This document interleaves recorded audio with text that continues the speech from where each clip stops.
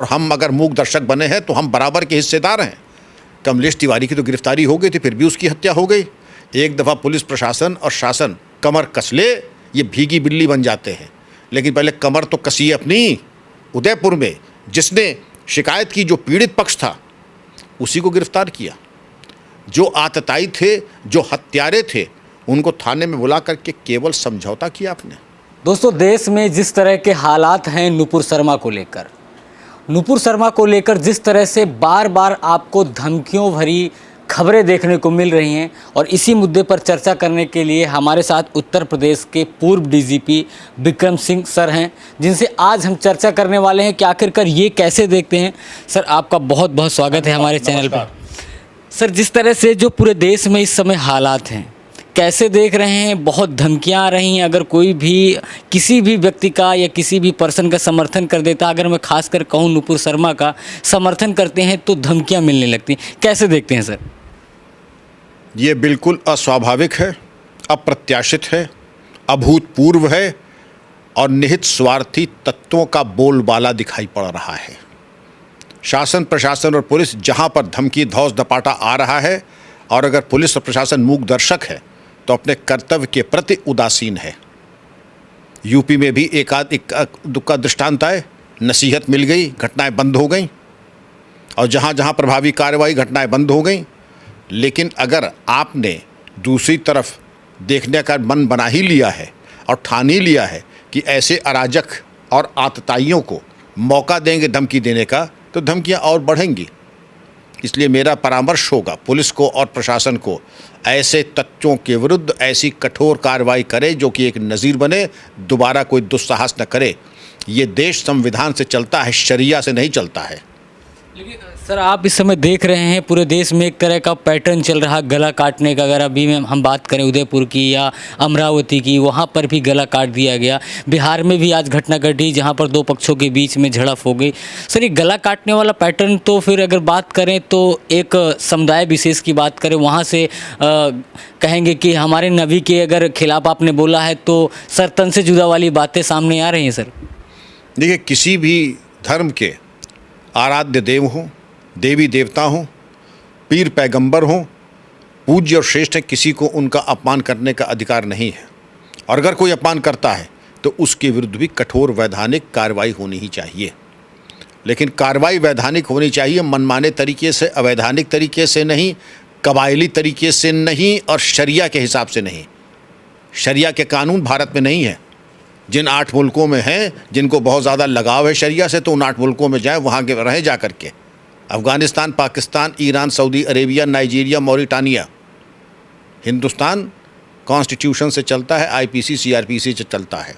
और जिन लोगों ने कानून अपने हाथ में लिया है, मैं तो चाहूँगा 2 श्रेणी में लोगों को विभक्त करें। जिन्होंने गला काटा है अमरावती में और उदयपुर में, फास्ट ट्रैक कोर्ट में 15 दिन के अंदर न्यायिक विचारण करके 30 दिन के अंदर उनको कठोरतम सज़ा मिलनी ही चाहिए और उसको दी जानी चाहिए।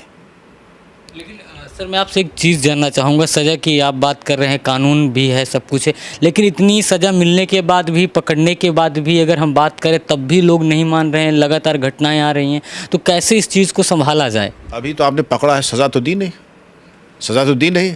मैं वही तो कह रहा हूँ। दूसरी बात बीच में कट गई थी, जो लोग बड़बोलापना कर रहे हैं, इन सबको भी आप सारे मुकदमे लिख करके फास्ट ट्रैक कोर्ट में डाल करके 30 दिन के अंदर सज़ा करा दीजिए। बड़बोलापना भी, और जिन लोगों ने गला काटा है उनको भी आप सज़ा दे के तो देखिए। एक ही चीज़ निर्णायक होती है अपराध को नियंत्रित करने में, और वो निर्णायक बिंदु होता है कि किस प्रकार आपने त्वरित दंड दिया। बिना दंड के राज्याधिकार नहीं चलता है। त्वरित दंड दीजिए। त्वरित दंड अगर आप दे देंगे 30 दिन के अंदर, जो कि पहले भी दिया जा चुका है फास्ट ट्रैक कोर्ट के माध्यम से, तभी आप इस पे नियंत्रण कर पाएंगे। और ये एक विशेष परिस्थितियां हैं, इसलिए देश को चाहिए कमर कस के ऐसी विशेष व्यवस्था करे कि दोबारा कोई दुस्साहस न करे। मैं कह सकता हूँ, ये आतताई चरमपंथी पाकिस्तान के टुकड़ों पे पलने वाले, मैं कह रहा हूँ, गौर से सुने, चरमपंथी आतताई पाकिस्तान के टुकड़ों पे पलने वाले ये तभी तक ये बड़बोलापना कर रहे हैं जब इनको मालूम है कि इनके भागने के रास्ते हैं और सज़ा नहीं मिलेगी। भागने के रास्ते कर दे बंद और दे दीजिए 30 दिन में सारे मंसूबे मिट्टी में मिल जाएंगे। सर, अभी आपने देखा जिस तरह से सुप्रीम कोर्ट का जो फैसला आया उसको लेकर भी देश में एक विरोध चल रहा है, महाअभियोग लाने की चर्चा हो रही है। 10,000 लोगों ने सिग्नेचर भी किए कि जो जिन जजों ने ये सुनाया, टिप्पणी की नुपुर शर्मा को लेकर के, जो सारी घटनाएं घटी वो नुपुर शर्मा की वजह से घटी। जज के फैसले को आप कैसे देखते हैं? क्या जो जजों ने सुप्रीम कोर्ट के फैसले दिए, जो टिप्पणियाँ की, सॉरी फैसले नहीं दिए, क्या उन फैसलों का भी प्रभाव समाज में पड़ा कि इसकी वजह से सारी घटनाएँ घटी? प्रभाव पड़ा। न्यायालय की टिप्पणी करना हमारे लिए औचित्यपूर्ण नहीं है, क्योंकि सुप्रीम कोर्ट को एक संवैधानिक संस्था है, हम बहुत सम्मान की दृष्टि से देखते हैं। लेकिन जो टिप्पणी की, बेहतर होता कि टिप्पणी न करके उसको जजमेंट का भाग बना लेते। जजमेंट का भाग दुर्भाग्य से वो नहीं बन पाया और टिप्पणी को लेकर के दुनिया भर के आरोप प्रत्यारोप चल रहे हैं। तो जो टिप्पणी है उसका कोई न्यायिक महत्व नहीं होता है, वो व्यक्तिगत राय हो सकती है, लेकिन व्यक्तिगत राय एक निर्णय नहीं है। निर्णय में जो चीज़ नहीं है, बेहतर ये होगा कि हम उसकी चर्चा भी न करते। बेहतर ये होता कि व्यक्तिगत टिप्पणी जिसके दूरगामी परिणाम होते उससे परहेज़ किया जाता, नहीं किया गया। बहरहाल इसके ऊपर पत्राचार आरोप प्रत्यारोप का दौर चल रहा है। बेहतर ये होगा कि हम केवल उसी की बात करें जो कि निर्णय है। जो निर्णय नहीं है उसके बारे में चर्चा करना भी समय की बर्बादी होगा। एक इस समय आप देख रहे हैं कि पूरे देश में जो सारी घटनाएं तो चल ही रही हैं। एक तरफा कहा जा रहा है कि नुपुर शर्मा को गिरफ्तार नहीं किया जा रहा। अगर कानून की बात करूं, आपसे ज़्यादा कौन जानता होगा क्योंकि आपने इतना सारा काम किया। नुपुर शर्मा को गिरफ्तारी की जो मांग उठ रही कि इस वजह से सारी घटनाएँ हो रही हैं, फिर उसको कैसे देखेंगे आप? मैं समझता हूँ कि पुलिस का अपना कार्य करने का CRPC से चलती है। वो पत्रकारों के, टीवी एंकर के कहने से, राजनीतिक जो मित्र हैं उनके कहने पे पुलिस नहीं चलती है। पुलिस चलती है साक्ष्य संकलन और उसकी एक चरणबद्ध तरीके से विवेचना होती है।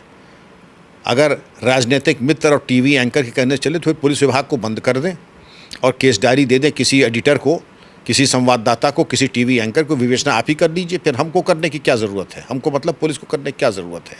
पुलिस को उनके हिसाब से काम करने दें, आप उनके काम में हस्तक्षेप करने का प्रयास न करें। और कमलेश तिवारी की तो गिरफ्तारी हो गई थी, हुई थी कि नहीं हुई थी? कमलेश तिवारी की तो गिरफ्तारी हो गई थी, फिर भी उसकी हत्या हो गई। ये कोई जिम्मेदार नहीं, ये सब गैर जिम्मेदाराना बयान है। विवेचना अपने हिसाब से होगी। नुपुर शर्मा ने जो किया वो गलत किया, मैं उसकी भर्त्सना करता हूँ, और जो उन्होंने किया उसके कानून के हिसाब से कार्रवाई होगी, न शरिया के हिसाब से होगी, न टीवी एंकर के कहने से, न राजनेताओं के कहने से होगी। लेकिन सर, इनको रोका कैसे जाए? आपके नज़रिए से अगर मैं समझना चाहूँ तो इनको रोका कैसे जाए? जो गला काटे जा रहे हैं देश के अंदर, इनको रोकने का कोई तो तरीका होगा सर? हाँ, 3 तरीके हैं। पहला कानून से, दूसरा कानून से, और तीसरा कानून से। इसके अलावा न कोई रास्ता और था न और होगा। कानून के हिसाब से अगर हम कार्रवाई शुरू कर दें, अनर्गल प्रलाप छोड़ दें, नियम के लक्ष्मण रेखा पार की और प्रसाद, आप देखिए ये हर चीज़ 30 दिन के अंदर नियंत्रित हो जाएगी। चाहे अनर्गल प्रलाप हो, गैर जिम्मेदाराना बयान हो, देवी देवताओं का अपमान हो, या गला काटना हो। हम लोगों ने बहुत ज़माने देखे हैं, ये गला काटने वाले, ये इन लोगों को हमने बहुत डील किया है। इनके पाँव नहीं होते हैं। एक दफ़ा पुलिस प्रशासन और शासन कमर कस ले, ये भीगी बिल्ली बन जाते हैं। लेकिन पहले कमर तो कसिए अपनी, पहले कार्रवाई के निर्णय तो कर लीजिए कि आप कार्रवाई चाहते भी हैं कि नहीं चाहते हैं। उदयपुर अमरावती में क्या हुआ? आपने भागने के रास्ते दे दिया आतताइयों को। आपने उदयपुर में जिसने शिकायत की, जो पीड़ित पक्ष था, उसी को गिरफ्तार किया। जो आतताई थे, जो हत्यारे थे, उनको थाने में बुला करके केवल समझौता किया आपने। जबकि होना ये चाहिए था कि आप उनके खिलाफ कम से कम 107, 116, 3 CRPC के अंतर्गत उनको 10-10 लाख के पाबंद करते। मैं दावे से कह सकता हूँ कि कन्हैया लाला जीवित होते। 10-10 लाख का मुचलका कुछ सामान्य मुचलका नहीं होता है। लेकिन जो पुलिस का मौलिक कर्तव्य होता है कि पीड़ित पक्ष को और आतताई में फ़र्क करे, पीड़ित पक्ष को सुरक्षा दे, तो सुरक्षा तो छोड़ दीजिए, आपने तो गिरफ्तार कर लिया उसको। जब उसने सुरक्षा मांगी तो आपने सुरक्षा दी नहीं। आतताइयों के खिलाफ तो आपने कोई कार्रवाई की ही नहीं। एक तथाकथित 2 कौड़ी का समझौता, बिल्कुल लचर अपंग। और शासन क्या कहता है? पुलिस ने बड़ा बढ़िया काम किया, हम आउट ऑफ टर्न प्रमोशन देंगे। काहे बात का आउट ऑफ टर्न प्रमोशन देंगे? आप किस बात का आउट ऑफ टर्न प्रमोशन दे रहे हैं? जो कालिक पुती है आपके चेहरे पे वो जाने वाली थोड़ी है। आपने आतताइयों को, अब अमरावती पे आ जाइए। 21 जून की घटना थी सत्ता परिवर्तन न होता तो आपकी अमरावती की घटना वैसे दफन हो जाती कि ये डकैती का एक प्रयास था। परिवार कह रहा सोने की चेन नहीं गई, बटुआ नहीं गया, किसी तरह की कोई संपत्ति नहीं गई, और आपने कोई कार्रवाई नहीं की उनको गिरफ्तार करने की। सत्ता परिवर्तन जब होता है तब उसके बाद पुलिस जागती है, कार्रवाई होती है, और आज भी एक एक्यूज पकड़ा नहीं गया है, 8वां एक्यूज आज भी बाहर है। और जो धमकी मिल रही थी, दोनों ने अपनी आशंका व्यक्त की थी, दोनों को सुरक्षा नहीं मिली। तो वही हमने कहा पहले तो आप निर्णय कर लीजिए, आप कार्रवाई करने के लिए गंभीर हैं, कमर कसिए, एक बार इनको घूर के देखिए। हर ज़िले में 50-60 ऐसे तत्व होते हैं, उनको बुला के एक बार नसीहत दे दीजिए कि आपके हक में ये होगा, स्वास्थ्य के लिए अच्छा ये होगा, आप कायदे कानून से रहें। कायदे कानून से नहीं रहेंगे तो आपकी सेहत के लिए अच्छा नहीं होगा।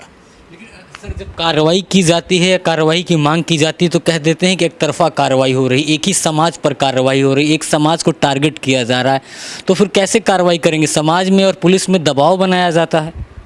यूपी में दबाव नहीं बन पा रहा है। सवाल ये उठता हमारा कोई दुश्मन थोड़ी है, हमारा कोई दुश्मन नहीं है। न हम कांग्रेस और बीजेपी की बात करते हैं, न हम हिंदू मुसलमान की बात करते हैं, हम बात करते हैं दोषी और निर्दोष की।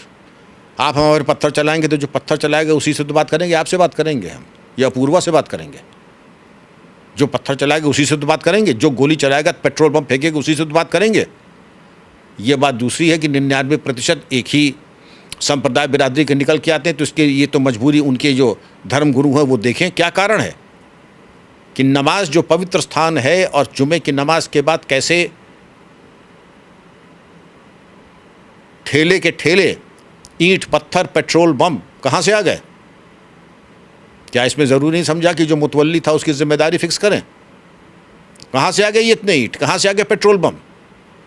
मज़हब और संप्रदाय पुलिस प्रशासन का काम नहीं है, लेकिन जिसने पुलिस के ऊपर प्रशासन के ऊपर आक्रमण किया, जनजीवन अस्त व्यस्त किया, तो जैसे कई चरण में इलाज होता है, भाई सामान्य दवा है, सामान्य इलाज है तो आपको लाल दवा लगा देंगे हल्के से, छोटी मोटी है तो चलिए बैंडेड लगा देंगे, और भी ज़्यादा गंभीर है तो आपका मुंह खोल करके दवा और लगा देंगे, और भी ज़्यादा है तो बाईपास सर्जरी तक का इलाज है। ये तो जैसा होगा मर्ज वैसा होगा इलाज, और जैसे होंगे देवता वैसा होगा पूजन। इसमें किसी को बुरा नहीं लगना चाहिए। आपने क्या समझ रखा है? ये पाकिस्तान से आई है पुलिस, चीन से आई है? यहाँ के लड़के लड़कियाँ पुलिस में गए हैं, आपने क्या हिम्मत कैसे हुई पत्थर मारने की? और अगर की हिम्मत आपने बोले मुँह तोड़ जवाब दिया जाएगा, भूल जाएंगे आप पत्थर की तरफ देखना, पकड़ना तो बहुत दूर की चीज़ है। सर, आप जो भी बातें कह रहे हैं मैं उस बात को समझ रहा हूँ कि पत्थरबाजी की जाती है पुलिस के ऊपर भी, लेकिन जब पत्थरबाजी की जाती है, जुमे के दिन नमाज के दिन भी पत्थरबाजी की जाती है, मौलाना हैं तो बोलते नहीं। अभी आपने देखा नूपुर शर्मा के विरोध में इतने सारे मौलाना सामने आए, लेकिन जब गले काटे जाते हैं तो मौलाना शांत रहते हैं। तो ये इसके पीछे की स्ट्रैटेजी कैसे आप देखते हैं? स्ट्रैटेजी ये है कि इनकी या तो हिम्मत नहीं है या ये समझते हैं कि हम वार हैं। एक किसी के ऊपर अत्याचार हो रहा है और हम अगर मूक दर्शक बने हैं तो हम बराबर के हिस्सेदार हैं, और बराबर की हिस्सेदारी नहीं, एक तो मूक दर्शक है और एक कह रहा है कि नहीं, अगर नूपुर शर्मा ने, वो भी सहयोग है हत्यारों का, वो भी हत्यारों का सहयोग है। नूपुर शर्मा ने जो किया है, मैं कह तो रहा हूँ गलत किया है, कानून के मुताबिक सज़ा मिलनी ही चाहिए, नूपुर शर्मा हो या कोई साहब हो। लेकिन ये आपको हक नहीं बनता गला काटने वाले का प्रोत्साहन करें या उसको महिमा मंडित करें, और करेंगे तो इसका प्रभाव होगा। आपने मेरी बात बीच में रह गई थी। शुरुआत करते हैं हम 151 CRP से, जिसमें 3 दिन की जेल होती है। उसके बाद 116(3) जिसका मैंने कहा था उदयपुर में हो जाना चाहिए था, 10-10 लाख 20-20 लाख के मुचल के तबाह हो जाते अगर इन्होंने कोई कानून लिया होता। उसके बाद 295A, 153A IPC, और इसके अलावा इसके बाद भी अगर अकल नहीं आई तो UAPA, मकोका, गैंगस्टर एक्ट, गुंडा एक्ट, सारी चल अचल संपत्ति, बैंक अकाउंट सरकार में चले जाएंगे और आ जाएंगे आप सड़क पे और जेल में रहेंगे। अंतिम संस्कार जेल के ही अंदर होगा। फिर सरकार को चुनौती देने की कोशिश न करें, आपके हक में स्वास्थ्य के लिए यही उचित होगा। अभी सर आपने अजमेर की बात की, आपने अभी उदयपुर की बात की, प्रशासन ने सही कार्रवाई नहीं किया। वहाँ पर राजस्थान में कांग्रेस की सरकार है। मैं आपसे सवाल तो ये नहीं पूछना चाहता, लेकिन समझना चाहते हैं लोग कि पुलिस तो सरकार के कहने पर चलती है, सारी कार्रवाई तो जो सरकार कहेगी वही पुलिस करेगी। तो क्या देखते हैं, ये ढिलाई हुई, इसमें सरकार का भी कुछ देखते हैं आप? मैं बिल्कुल सरकार का देखता हूँ, क्योंकि पुलिस काम करती है एक इकोसिस्टम में। इकोसिस्टम का प्रमुख भाग सरकार होती है। सरकार के जो मूक संकेत होते हैं, मूक संकेत चाहे अमरावती के हों चाहे उदयपुर के हों, दोनों नकारात्मक थे और दोनों जगह के एंड प्रोडक्ट लगभग एक जैसे थे। क्यों थे? क्योंकि दोनों जगह मूक संकेत ये थे कि आतताइयों की तरफ उदार दृष्टिकोण अपनाइए। उदार दृष्टिकोण अपनाने का दुष्परिणाम आपने उदयपुर में देखा, हत्या हो गई। अमरावती में देखा कि पकड़े ही नहीं गए, बल्कि कार्रवाई करने में भी लोग गुरेज कर रहे थे। अमरावती में वो सत्ता परिवर्तन न होता तो शायद ये अपराध उजागर भी ना होता। इतना जघन्य अपराध हुआ है। तो सरकार का बहुत बड़ा रोल होता है। फिर दूसरा प्रश्न आता है कि पुलिस को, आखिर सरकारें आती हैं 5 साल के लिए, पुलिस अधिकारी कर्मचारी आते हैं 36 साल की, क्या मजबूरी है? नाजायज़ राजनीतिक दबाव।